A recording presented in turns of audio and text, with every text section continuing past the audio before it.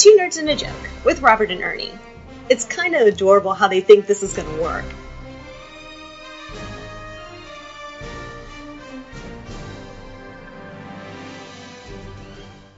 Thank you, disembodied hot girl voice. It's Two Nerds and a Joke with Robert and Ernie.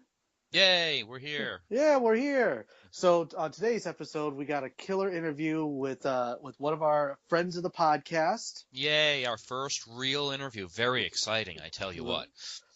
A legit interview. This is somebody that's in the comic book world, and he has some serious nerd bona fides that he's gonna, expand your mind on.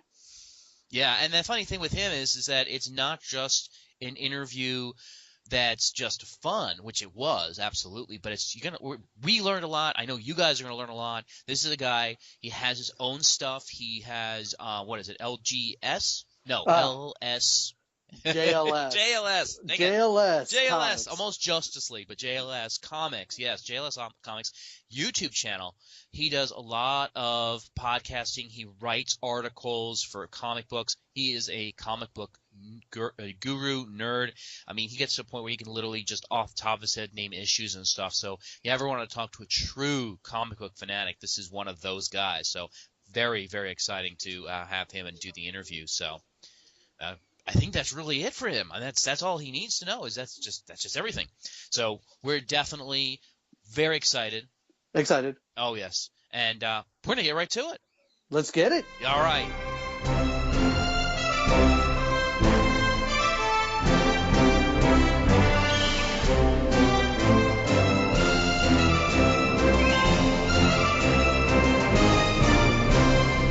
Hey everybody, this is Two Nerds and a Joke with Ernie and Robert, or Robert and Ernie, however it's put in the titles. I can never seem to remember that. Yeah, so to speak. We have a very special episode for you, for all of our listeners. We have an actual interviewee. Yay! An actual legit one. Yes. Yes. Jessie, I want you basically do a lot of you're basically in the same realm as we are, comic books, entertainment, movies. You're all about that. So tell us about your nerd bona fides, if you don't mind. Okay. Well, thank you for having me, first of all. It's a pleasure to be here.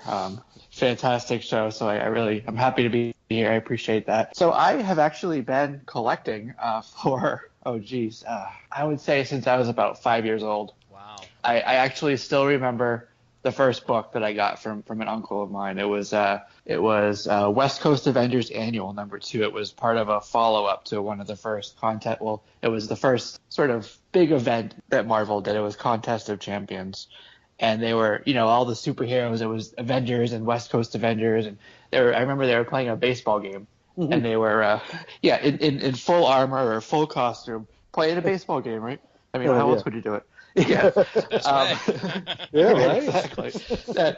But then there was Death and the Collector, and they started this big event, and there was these superheroes, and it just sort of captivated me from that young age, and it just I've been collecting ever since, and now I'm in my 30s, so you can do the math on that. Yeah, it's a lot of comics. Do you still have all of them though? I've had two collections. I think it was about 1999, 2000, around the time I started, going to college, and some changes in life happened and what have you. Not those kind of changes, just I was just going to ask what happened. Geographical changes, I guess. Okay. So I actually had to sell off my old collection, and I hate to say it, I really do, but I kind of fell out of, being a collector and being a nerd for a few years. And then I guess the movies hit. The movies started getting popularity, the Marvel movies with, the Spider-Man movies, and then, Iron Man came out, and it kind of, the scenery and the images, I guess, from the movies just really just drew me back into it. And I really started being curious about, okay, it's been quite a few years now. What's happening in comic books these days? Where are the stories? Where are those characters that I love? What's happening to them now? So I actually started about, say, 2 years ago collecting again. And, it's kind of fun because it gave me an excuse to all those stories that I remember that I was telling you about, especially that one. I finally got that last year, and completed the story, by the way. Oh, nice. Good for you. Yeah, right. So after all this time, I had that issue, but I didn't know what happened. Like, how did it end? How did it start? I don't know, but this issue's cool. Yeah, it's a cool ending issue, but let's get the rest of the story, right? Exactly. I have no idea what's going on, but I like it. There you go. No, but yeah. So I finally completed that whole story arc. Nice. All these years later. But it kind of gave me an excuse to go back and hunt down those old issues and rediscover things that I had forgotten about, and just recapture my love for the whole genre. And it's been a crazy ride ever since. I now have a large collection. I have many thousands of comic books. I really started because of the movies, just kind of getting into the modern stuff, the year or two old stuff. But lately I've really been getting into the silver and the golden age books. So that's kind of where my collection's going these days. And one of the things that really helped to I guess supplement the hobby, having sort of an outlet to be able to share, because I feel like I've gained a lot of knowledge about the industry and the history of it, and just anything kind of relating to it. So I started a YouTube channel, I would say about 6 months ago now. Oh, really? Okay. So I thought it was longer than that, but that's really cool. Yeah. No, it looks like it has the history, when you look at it, you're like, well, this has been a while, and then you're like, no, but it looks like it should be. It's very well done. What's the channel for our listeners? What's the channel? It is called JLS Comics. So what is a JLS? Obviously, I'm assuming it's JLS. Yep, that's my initials. Your initials. It almost reminds me of JLA. It's like Justice League, but still yeah. in style. Well, but Jessie it could be. Yeah, the Jessie League Society. There you Justice go. League. Yeah. Love it. That's great. Anything DC is good with me. Anything DC. There you go. Yeah. See, I'm a fence sitter. I like things on both sides. I like a little Marvel, a little DC, and occasionally a Dark Horse here or there. I do too. I see a lot of people saying, oh, I only go for the Marvel stuff, or I only go for the DC, or even those, so I only go for the big two. But there's a whole other world out there to really experience and enjoy. So myself, I love Marvel. I love DC. Not everything, of course, but there are, books, characters, stories that I love from both. And then there are tons of independent books that are really fantastic. Some of the smaller press publishers and the indie guys that if you haven't, I would really recommend, checking out and exploring. Well, can you give a couple examples for our listeners, like some interesting to you? Like, what would you recommend for somebody, like, pulling away from the big two, the DC Marvel? Like, what would you recommend for, like, myself? I don't do indie. The last time I did indie, it was TMNT, like, circa 1988. Okay. You know what I mean? Nice. Right. Well, the big two are very heavily superhero oriented. So it kind of depends on, like, if you want to break away from that particularly, that subgenre, let's call it, of this whole genre.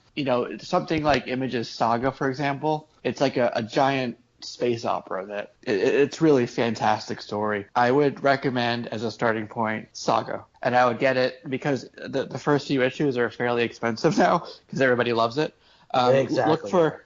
Look for the trade paperbacks. I think volume 1 is $9.99, and then it goes up to $14.99, excuse me, for the subsequent volumes. But if you want something to try out, kind of dip your toe in the water for indies, check out Saga. Nice. And I've seen a few indies. I used to do a lot of Image. What kind of happened with that, though? Because Image was really big for a while. I mean, with a lot of stuff they were doing, and then they just kind of faded, and now they're kind of out there still. But what do you feel has been the reason for that, kind of making it kind of going up and down in its popularity? Image of the 90s and Image of today they're incomparable. Really? I mean, like, you look at them and you just can't tell it's the same company. Wow. When Image started with Liefeld and Todd McFarlane, Mark Silvestri, all those guys back in, I think it was early 90s in any case. Yep. It was the extreme era, right? Everything was extreme and everything had, like, super violence and the TNA for the female characters in their bikinis was, just it was crazy. So basically, my opinion is that they had to reinvent themselves. Mm-hmm. They had to kind of reestablish themselves. A lot of the people who started with Image ended up leaving for whatever reason, falling out. Like Liefeld had a big falling out with them, for example. But they had a lot of the superheroes and what have you. and all these sort of little sub companies within it. Some of them went with Jim Lee to DC, and then the rest of them kind of remained as their own. And to be viable, they had to sort of say, this is what we have, this is how we're different than Marvel and DC to sort of remain viable. Right. You have to do that, right? Differentiation, especially when there's big two out there, is a slightly smaller. So you have to definitely do that. Right. And, it's really worked for them, I have to say. They are doing so well, we almost can't call them an indie anymore. We almost have to start saying the big three. They're doing really, really well and churning out some really fantastic content. So when we talk about indie, and like it was in one of our. Sorry, I'm stumbling over my words here. It's okay. Yeah, I'm just in awe that we have an actual guest. I'm not talking. He's not sure how to handle himself. I'm not sure. I'm over here. I'm shooting. I'm taking shots. I'm drinking. Thank you, Ernie. We all needed to know that you're doing that.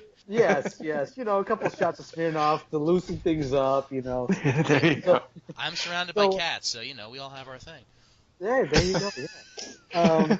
So Jesse, a question for you. When you say indie, like, there's a fine line that some of these publications walk. Like, when does an indie publication become like mainstream, and when do they stay indie, in your opinion? That's a tough question. Honestly, I'm not sure. There are so many out there that kind of do their own publishing. I guess if you're not DC or Marvel, then you're indie, just kind of by default. Right? I mean, that's really what it comes down to. I honestly, from my knowledge of it, I don't think that there's any clearly defined sort of like dividing line between you're an indie or you're not. Yeah. Other than you're not Marvel, you're not DC. Right, and that's kind of a hard thing to overcome. I think what you're talking about when you're talking about Image before, it's. Right. Out there, it's that big move of how publicly known are you? How publicly known are your characters? Because at the end of the day, no matter what you publish in comics and how many readers you have, how recognizable are your characters? They kind of drive you. Do you have a series or a set of characters that are, bam, you know who that is. You've seen them everywhere. You know what they are. And I'm not sure Image has gotten quite there yet to hit the big three, but I think that's their next step to get there, is to get those character driven, where people are, cosplaying those characters and dressing up as those characters. That kind of could be part of that next step, I think, for them. I agree with that. Yeah. So my second part to that question would be, like, if you were to pick, like, from the indie, like, outside the big names, what would you say would be like an excellent thing to put like into mainstream media, like a movie or a Netflix series or something along those lines? Well, the one that I'm just recently getting into that I love, it's sort of like a steampunky sort of story. It's by Peter Steigerwald and Joe Benitez. It's called Lady Mechanica. Benitez Productions is the name of the company. And it's this lady who's, sort of mechanized, and she hunts these monsters, and it's set in like the 1800s, and they have a lot of steampunk aspects to it, clockworks and, modern technology, but sort of driven by, steamworks and clockwork and what have you. It's a fantastic story. The art is really amazing. Some of the detail in it, just like you can't find that in any of the others. So I absolutely love that. And I think it would translate very, very well to film. Really? Yeah. That's really cool. And imagery, especially the steampunk, but also I can't think of the word for it right now, but the kind of the goth steampunk that you see a lot, kind of a weird crossover. And I'm trying to. You said it's called Woman of Mechanica or Girl? Lady Mechanica. Lady Mechanica. With a K. All right, yeah. I'm looking at it right now so I can get an idea of what it looks like, and I suggest our listeners do as well, because I'm looking at it now. This is actually really nice. It's dark. It definitely looks like dark imagery, very goth, but that definitely looks really cool. And I've done some steampunk stuff myself for dress up and cosplay back in the past. We went to a couple of events, and it's really cool. Of that era and what would have happened if this happened, kind of thing. So I think that's kind of a cool concept for any comic. Right. But I wanted to get to the really big question that I have that bothers me as I have, all the electronic devices, and one of the things I have apps for and have seen in the past and gotten here and there is the digital comics. Marvel, DC obviously have apps that you can literally just download your comics right to your device and watch them, if you will. In some sense, it's kind of a watch mechanic. But in your mind, is there going to always be a place for real comics? Does the digital media of these electronic comics really have a place in the market, or do you think it's just kind of a fad that may disappear? I think it's not going to disappear. I think that it's definitely an inevitability of where we are, technology-wise in our society. And I think it's frankly a good idea to have that other venue or that other outlet and another entry point, I guess, for some new people, new collectors and, people who want to try something out. They're typically, 99 cents for a digital book. So it's less of a commitment, I guess, to, you can just go on your device and download something for 99 cents and check it out versus, driving to the store. It's $4 book, whatever else you want to get. So in that aspect, I like it. However, I don't think it's going to take over for paper. Right. I think that, people have been saying that, the paper industry is dead. Newspapers are dead since, the 70s, right? Oh, yeah. But they're still putting out newspapers. There is a certain aspect to that, having that physical copy in your hands that you can't replace. One thing that I've thought was interesting is, it's there, but they don't really heavily market it. There's a DC app, there's a Marvel app, there's Marvel Unlimited, Comixology, for example. But you don't see them in places where you would think that, because I was saying how I think it's best for like a new entrant into it. Right. So to have, say, a part of the preview for, you go see Civil War or you go see the new Batman v Superman movie. Why isn't there a little ad or a little clip for, if you like this, go download this off of Comixology, for example? Right. And I love that's actually one of the first ones I tried was a Comixology because it had a lot of cool stuff on it. Still does. Right. But yeah, you don't see because that's the funny thing, and I'm learning that now as we're just starting this podcast is there's a huge difference between being online and then how you advertise offline. In the real world, you have to do advertising somewhere for your stuff. You can do it all solely digitally, but there's a difference between meeting people face to face, talking it, doing it, being one with the populace, and really getting the advertisement out there. And you're right, a lot of the digital comic book apps and things like that are not doing any promotion. It's just you happen to stumble upon them or you search up, I'd like to take this on the road with me, and you're like, oh, there's an app, and let's go with that. Right. It's kind of more of a fall upon it than it is an actual, go out and find this, and, you see advertising for it everywhere. The only crossover I've seen, I don't know if you've seen this a lot because you're collecting actively as you are, but sometimes you can download a digital copy of a comic if you buy it in the store. They say, here's how to download a digital copy. I have seen that. But Right. I've gotten that in some of the blind boxes. They have the, Loot Crate, things like that where you can get monthly. Right. They'll have like a little, promo thing in there. But the other thing you can do sometimes, especially, I guess it's just with Marvel, is they have like a little sticker inside of it. It's like, if you like this book, you can get your digital copy. But in that case, you already have the book. It's not something you kind of found separately, right? Right. Because you already have it in your hands. Yeah, it's kind of like what they do with the movies too. It's like, here you have the physical movie, now you can download it digitally to your iPhone, which I did for Star Wars. I have it on my iPad and I watch it all the time on my iPad. So that's really cool. That's really fun. So it definitely is optional. But again, is it something you're going to go out and do a lot of? Probably not as much. Right. So it seems like, based on what we're talking about, it's more like a supplement to collecting. It's something you can do extra, or you can extend it to your trips, or you can extend it to your lunch break. You want to watch a scene. So I don't think it's going to replace anything, but I think it's doing an okay job of supplementing. Yeah. I've been listening to this, and I'm very intrigued on this. When it comes to collecting, when you see out there, I don't know if you have any contemporaries that you run in circles with, like in your own circles. What do you see like the big thing now? Is it so much that people are gravitating more toward the movies, or more people going toward the comic book series, or they're just like nerds like myself and Robert who are just you know what? You have our money. Just give us something. As long as you treat it serious, we'll be good with it. What's your take on that?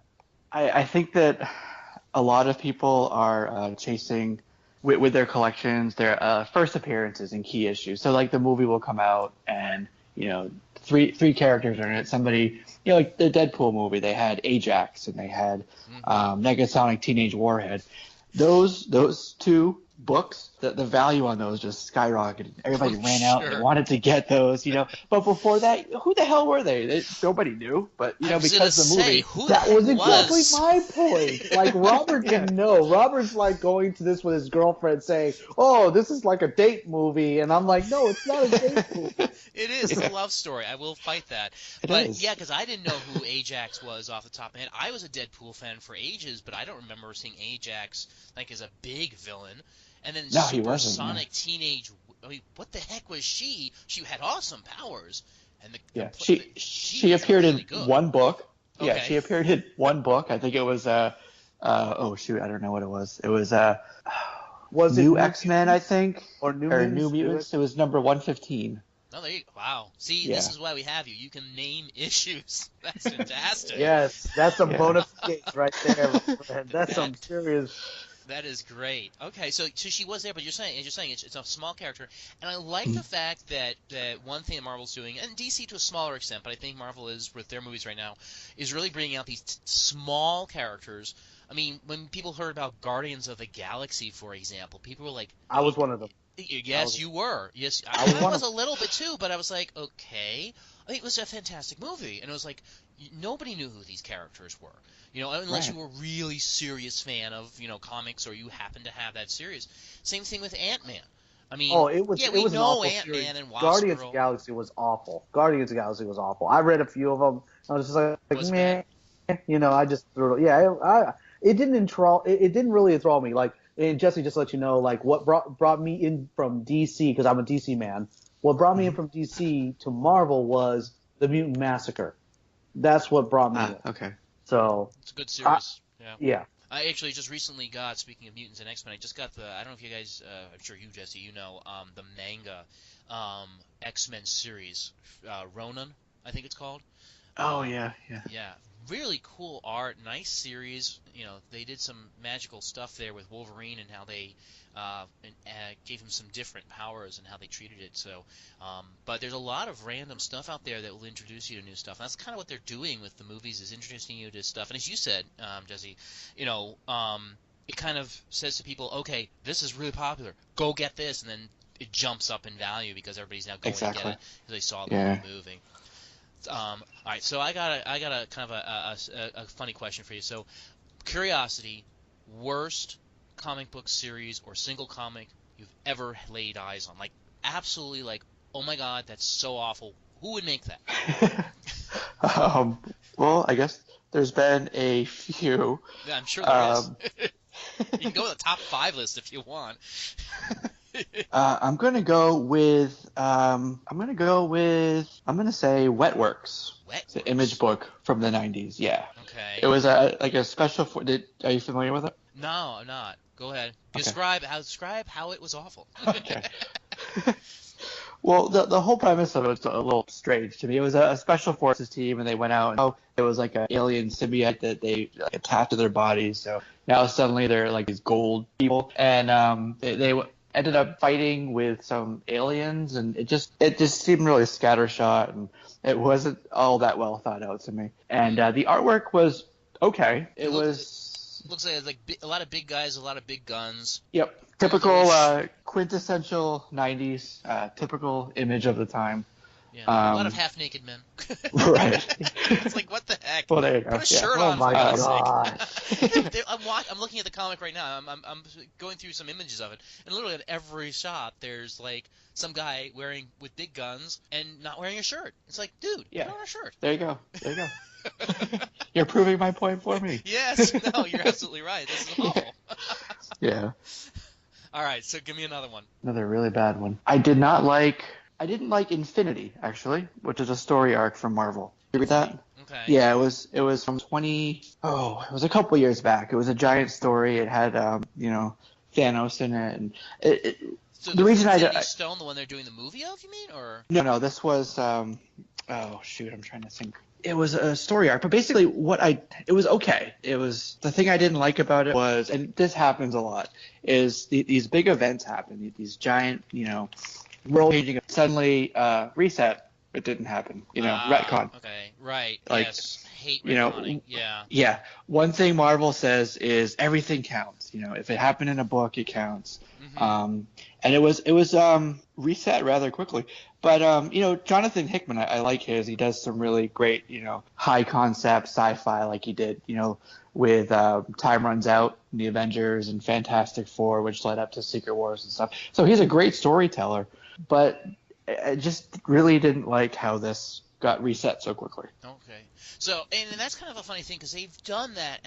And speaking of resets, and I know Ernie and I have talked about this a couple times. Recently, they're doing it. The New 52, the revamp of all of Marvel's story. Well, to be fair, it's New 52, and now it's going to be called Rebirth. Yeah, and I saw some of the. Did you see? Because I looked up online some of the characters, how they're going to look for the Rebirth. Mm-hmm. Not thrilled with a lot of them. Some of them look good, but it's like some of them, the way they looked was great. Why make such a? And now they're going to bring back. It looks like, at least from the images I saw, like Batman's son, Damian's going to be back, and he's going to have his own. Damian Wayne. Yeah. And it looks like he has this strange cape that like goes up, like he's from like the 1940s. It's really weird. But Marvel did the same thing too. They did this, reset. Was it Marvel Now or whatever it was? Well, they did Marvel Now, and then they did All New Marvel, and then they went to All New, All Different Marvel. Oh, Jesus. So now that's where they're at after Secret Wars. But quite frankly, it's not all that new, and it's not all that different. Not a whole lot's changed. So. No, I mean, the one they've done the most manipulation, you can correct me here, obviously, Jesse, because you're the expert, but at least what I've seen the most they've done as far as stories, characters, has been a lot with Spider-Man. And I don't know why, but they definitely have, they did the Miles Morales version. They did the I don't even remember what they call it, but there's like all the Infinite Universe of Spider-Man all over the place, and they were hunting Spider-Man. And, I mean, there's a lot of good Spider-Persons, because some of them were women, obviously, that came out of it. But it seemed a little much. Why keep reinventing over and over? Are you just that desperate to get back your fans, or what do you think there was that's kind of stemmed that, to push that out there? I think it is. Well, Dan Slott is the main writer for Spider-Man. Okay. There's other people who do the other stories that kind of branch off of there, but he's been on it for over 10 years now, so he knows the character very well, of course. Sure. But I think he after a while it gets to be okay. I've told this story. I've told that story. 3 other people have told this story. So what can I do differently? How can I, bring something new, or what he thinks is new and good to the character, the story arcs, the title. So I think that's what he's doing at this point. After having been so long on the character, he's trying to reach out, and grasp at different things to bring something new and different into it. Like right now, Spider-Man is basically like Tony Stark, right? He owns Parker Industries. It's this giant global corporation. He travels all over the world. Different issues happen. Like there's one that happened in Asia, one in London, I think. So that's not the Parker that I grew up with. No. That's not the street level fighter in New York City. With teacher problems or problems with his aunt. So it's really gotten away from the character that I know and love. My Spider-Man, let's call it. Right. No, the classic, and that's kind of the thing that the movies is trying to bring with the Homecoming and all that, trying to go back to, and it's kind of interesting that. They're taking Spider-Man in this adult direction in the comics, but they're trying to take it back to young Spider-Man in the movies. And do you feel that maybe with a lot of the fans of the movies will start looking for those comics that follow that? And do you think that the new comics where he's an older world traveler will suffer? Or do you think it will just grow because it's anything Spider-Man? I think that people are not really – I'm not alone when I say that people are really not liking the current run for Spider-Man, right? Yeah. But I think that the movie with him in it and his untitled – oh, no, it's a Homecoming, right? Homecoming, Which, incidentally, Amazing Spider-Man number 252 is also titled Homecoming. It's Oh. like an appearance of the black suit in it. And a lot of the characters that they're teasing are going to be in the movie.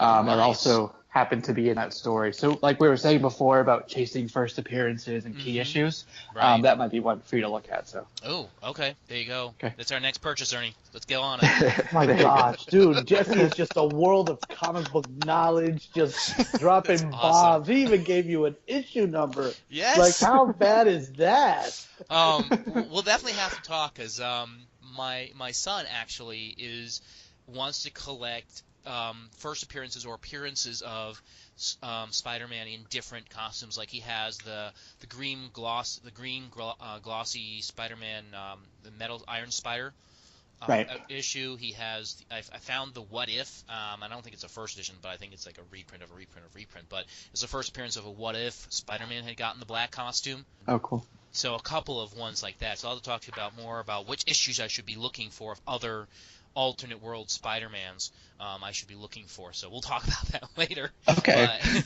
Absolutely. yeah, a lot of exciting stuff with that. Now, what in your mind is something that is obviously you have a large history, so we kind of went for the worst. But what in your mind is the best story in comics, or some of the best stories you've seen that you really enjoy the stories of? I'm going to say I'm going to go with Spider-Man again. And Superior Spider-Man was really fantastic story. Yeah. People didn't like that one at first, though. The one where Doc Ock took over his mind. Yeah. People didn't like it at was... first, but it got there. Right, exactly. It was kind of a slow burn for a while, but I liked it. And I like. A lot of people didn't like it, so I'm kind of being the dissenter here. But I liked One More Day, which is a Spider-Man story. So it was a story from a few years back that basically made Peter Parker with Mephisto, who was the Marvel Universe's version of the Devil. It was extremely controversial. A lot of people didn't like it just because he had to make that agreement. But I when I finished, it was a 4-part story. And I don't say this often, but I actually said, wow, out loud. Really? Yeah. Well, that's really cool. Now, in this one, you said, so basically saved her life, right? Right. So would this kind of count as a kind of a reset, in a sense, that we see with other ones? Yeah, it would. Yeah. All right. Well, yeah, I'll definitely have to look at that one. I'm looking up now. It looks like it was a really kind of cool series, too. Yeah, that whole run there, and then some of the later ones, like Big Time was good. That was another story arc through, I think it was the 600s through Spider-Man. Very Yeah. cool. Yeah, I actually have a 2-part question for you there, Jesse. I hope you don't mind. Nope, go right ahead. All right, so the first part is comic book art. Do you consider comic book art legitimate art? I do. Yes, absolutely. I've been trying to push this out to people. Like when people see comic books, like one of the things I always express to them is, it's kind of like two different mediums there. You have the writing and you have the art kind of blending together. So do you consider it art? Absolutely, I do. I think that anything in the art form that evokes any sort of emotion or thought from you is art. And a lot of these, the cover art, let's talk about that. A lot of the covers, they make you think about things. They draw out emotions, and that is some of the best art in the world through history. That's what its goal is, to pull out emotion from you. So it really, in my opinion, it's a different medium, yes, but it is also art. What are some of your favorite pieces of in this genre art? Would you consider some great covers? Some modern stuff? Modern or classic? Okay. Well, I'll go with modern first. One of my favorite cover art, well, I'm calling him a cover artist, that's all he's doing now, is J. Scott Campbell. Are you familiar with J. Scott Campbell? He does a lot of, he has his own book called Danger Girl that's published through, I don't know who's publishing it now. I've heard of Danger Girl, yeah. Oh, Okay. yeah, Danger Girl, yeah, I've heard of that one. Mm-hmm. He's done a lot of, I think he's doing, is he the guy who also does a lot of art for Disney, too, doesn't he? I'm not sure. I mean, the way he draws the female, it's slightly unrealistic, but highly sexualized. That's J. Scott Campbell, right? Right. So if he's drawing for Disney, it'd be interesting. Yeah, he has a couple. I'm looking at the pieces now, and they definitely are a lot of female. Holy mackerel. Yeah. Yeah, this is some good stuff right here.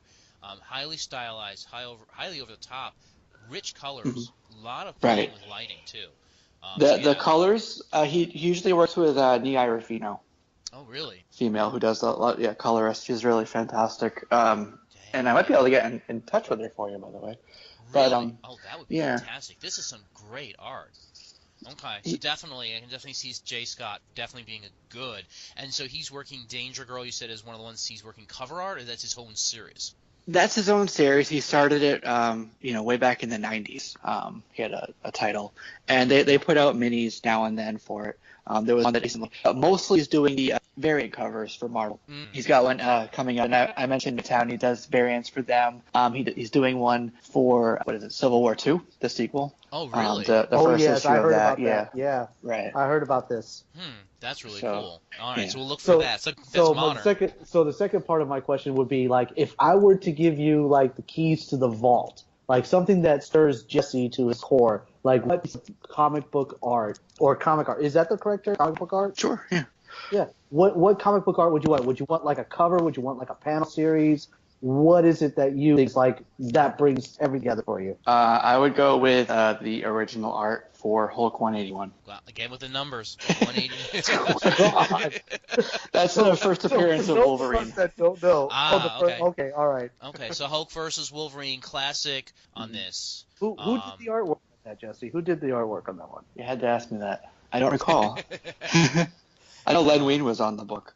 It was the second. It was like the second generation of Marvel. It was past Joe Kirby, right? Yeah. This is guess it'd be considered a Bronze Age. Yeah, it looks like it. Definitely Bronze Age. It also has Wendigo in it too, right? Yes. Yep. Yeah. Yeah, it's interesting. I'm looking at it right now. It's an interesting look facially, I think, for the characters. It's very unusual compared to what we normally see for Wolverine and even Hulk and laters. It's not as soft. It's more of a hard edge appearance to the art. A lot of like pencil scratchings around muscles and things of that nature. So yeah, and I think that was typical of the art at the time. It's really interesting how it sort of evolved and changed over time. Yeah, and I think we were talking about digital, right, earlier. So I think one of the influences on the art itself is also digital. A lot of the artists have gone towards digital drawing on the computer, versus inking it out, penciling it out, and then scanning it in, or however that next step is. A lot of them are going right to digital, which I think is interesting too. That is kind of interesting. I mean, see, for me, and I have a couple of hand-drawn pieces from just friends and stuff like that. There's some, because I used to draw. I never drew very well, but I enjoyed creating characters and superheroes by drawing. And it kind of loses a little something, in my opinion, to do it purely digital. It loses some of that art appeal, that hand-drawn, like, you're actually able to create that with your hands. Where digitally, you're still creating with your hands, but it's like, I don't know, it's like using a... It's the pressure. It's like something that you could, like, in an original, like a panel, like somebody that just did the panel work before it was inked. You could see, like, different pressure points, different stroke lines, those type of things. And with digital, I don't think you get that. I don't think you get the same feeling. It's very clean and polished. It doesn't have, like you were saying, the pencil strokes and the brush strokes. It's like, okay, that's really cool that somebody sat down and was actually able to make this. It's amazing. Yeah. It's one of my favorite things is when I go to cons and run shows and stuff, to go by the guys and that are drawing like right in front of you and buy something, even if it's like just the artist alley and just going. I have some friends who draw some stuff. It's like I wish I'd stuck with it for myself and was still able to draw like that. Even if it's slightly askew, it's still you're trying to give passion to the character. I think you kind of lose that with the digital a little bit. Right, I agree with that. Definitely. Very cool stuff. Arnie, you got another question? So Jesse, just thinking about now, I know that you've done some writing. I saw a couple of like your articles that you've done, a couple stories. Now, just to let you know, I don't know if you know this, probably you do. I'm a huge Star Wars fan. Like that's like a deep part of my soul, my being.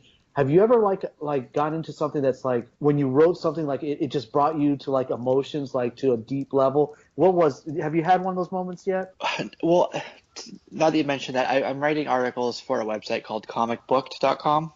Doing a lot of like news and breaking news in the industry. It's been a lot of fun. I'm fairly new to doing that. It's another sort of evolution of my hobby and an extension of that. So I haven't had that experience. I love what I've written so far. It's a lot of fun and like just fascinating to me, doing the research and everything. But I would say No, I haven't had that with this yet, but I used to write a lot of my own fiction. I wrote a few, not published, so don't get me Ooh.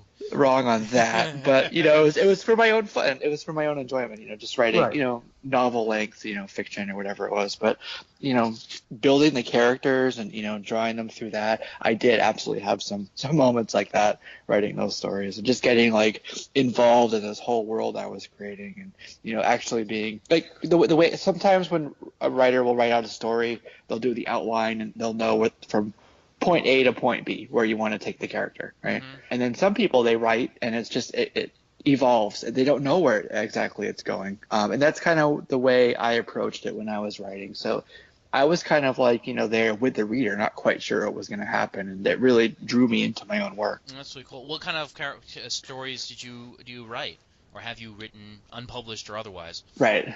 So they're basically sort of like Tom Clancy stories, I guess. Oh, okay. That's very cool. So, yeah. That's really cool. Yeah, because the reason why I asked is because I've tried my hand at writing very much unpublished, and I wrote something, I started something, never finished it, which is part of the problem.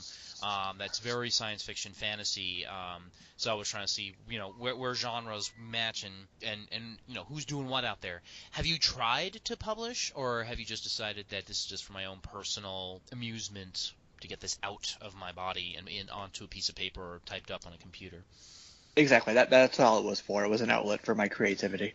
Oh, that's great. Okay, very cool. Yeah, I'm hoping to try and get mine at some point published. We'll see if that actually happens. But always curious, fellow writers. So you obviously into the comics. You obviously write. Do you draw at all? Is that something you've tried your hand at? I used to draw a lot. Did you? I had so many, those big art books. There were the ones with I forget the name of them, but they had the brown cover, the flip books. I had so many stacks of those filled with all these, drawings, and I would take a lot of times what I would do is take my comic books and use those as inspiration and try to recreate the cover, or try to recreate the some of the interior work, and I would be reading a lot of books and try to sort of recreate on the page whatever that that imagery was that I was getting from the story. Like for example, the Chronicles of Shannara. Oh, God. I used to read those a lot, right back in the 80s. Wow. Yeah. Yes. Those were my first books that I read. Yeah. And I try to re-find them again because I've lost them through, as you put it, moves and changes in geographical location. And I try to find them again, and now it's like, oh my God, he still wrote more. There's more. Exactly. Yeah. It's like, oh my God, no. But you use those as some of your inspiration. Yeah, so I would be reading through those, and there'd be like these cool stories, just descriptions of, this elf holding these elf stones. Then in the back, there's like mysterious, like, metal structure, which incidentally ended up being like a, building from the past, which is our modern day, right? So the twist there was that it's actually in the future that it's happening. Oh, so wow. I thought that was interesting. Yeah. But I would take those images that I would read in those chapters and try to translate that in my own way to paper. Oh, wow. That's really cool. All right, one more for you, Ernie. We're going to let this poor man go. Yeah. We've been pounding you with questions this whole time, man. Well, it's been fun. Yes. It's been fun. All right, one last one, Ernie. All right, so here we go. We're going into the whole new like movie experience now. What movie? Because I believe you're in a relationship as well, correct? Yeah. Yeah. What's the next movie that you would want to take your significant other out to? Like, is she into this? No, that's no, not at all. So it creates some, it creates a little bit of friction, tension, I guess. Yeah. Is it tension? Because I don't have the same problem, but it's kind of hard to sell her. Like for my girlfriend, it's kind of like I could probably go without going Civil War, and I was just like my head exploded, and she's like, why are they fighting anyways? Like, aren't they all friends? I'm like, so I don't know if you come across those issues as well in like your personal life. Like you have to satisfy your nerd part, and you want to be like in a relationship. I mean, is there like, how do you do it? Let me ask you that. Right. So baby tension wasn't the right word, but it does create those situations where you're like, damn it, I just want to do this. So Actually, it's perfect that you asked that, because that is kind of one of the main reasons why I got into making my YouTube channel, and being able to talk through a community there, and show my books and really dive deep into my knowledge, which I can't share with anybody else, it seems like. Well, see, you got to out with us now. Yeah, exactly. So having that outlet, or having this outlet, really mitigates some of that, I hate to use the word tension again, but I'm just going to, for lack of a better one. Use the word, use it. Yeah. So, there'd be situations where it's like, I want to go to my local comic book shop. And it's like, no, we can't do that. We got to go to Publix today. I'm like, damn it, I really needed to. It's Wednesday. You don't understand. Oh, my God. Oh, the new books come out. I'm in the same boat, yeah. We're Wednesday warriors. Yeah. So, having the YouTube channel and now being able to write the articles I am for the website, it really goes a long way towards, hopefully, not having as many of those kind of heated discussions, let's say, in the future. Yeah. Well, and that's the thing. It's funny, too, because I was in that type of relationship at one point where it was I was the nerd and the other person just was not. But now it's almost the opposite, where sometimes she's talking about something, and I'm like, okay, I didn't know that. That's new to me. She's like, I'm going to take your nerd card away. I'm just done with you. So I've run into the opposite, where in some cases she's more nerdy of certain things than I am. So it's kind of funny to have a reversal so complete. And that's the funny thing is, you have to share things with your partner, but, it's a matter of where's the connection and where's the non-connection. Right. And it's interesting to, identify those connections, and there are going to be inevitably somewhere, somehow, some overlaps. For example, we went to a sale at a comic book shop a couple of years ago, I think it was, and I was picking up some books. I just dragged along a few friends just, for fun. We had some other things to do, but I ended up finding a whole entire run of, what was it called? True Blood, the HBO show.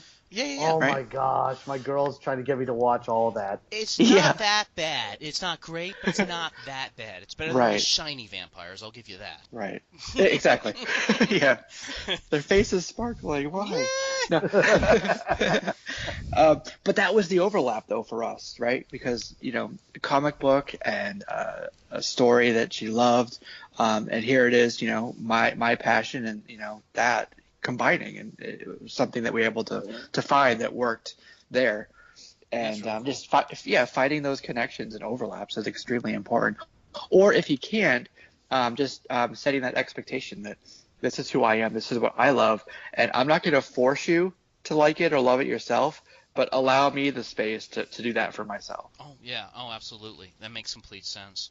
So, Jessie, it has been fantastic talking with you today about all these things. We're definitely going to have you back. There's no question about that. Yes. Are you now officially a friend of the podcast, Jessie? Are you a friend? Yes, officially. Oh, yay! Awesome! All right. All right, we got one. Awesome. Hey, Jessie, plug yourself. Where can people reach out to you at? What's your social? Are you on social media? Put all of it out there for us. I am on Google Plus. Most of where I am is going to be under JLS Comics. Mm-hmm. So my Instagram, my YouTube, Google Plus, of course, because that connects to YouTube. And my Twitter is different. It's at ComicsJLS. And then the website that I'm writing for is called comicbooked.com. And that's under my full name, which is Jesse Stillman. So that's out there in public. I don't mind saying that here too. There you go. But between all those, you should be able to find me fairly easily. Just type in JLS Comics somewhere, and I try to keep them all very well connected. So if you find me at one space, you're going to find a link to one of my other social media platforms as well. So yes, and try to make it easy for you. And I do like your Google Plus page. It's really good. My fellow nerds, please reach out to Jesse. Yes. Follow his stuff. I loved your article on May the 4th be with you. That hit me hard, bro. I loved it. Keep pumping out more stuff like that, man. You keep it going, man. Absolutely. Thank you so much, Jesse. Ernie, that's a wrap for us today, everybody. We really appreciate Jesse joining us. Please, again, visit his stuff. Make him famous for us, will you please? And we'll catch you guys next time. Yes, peace out. Peace out, everybody.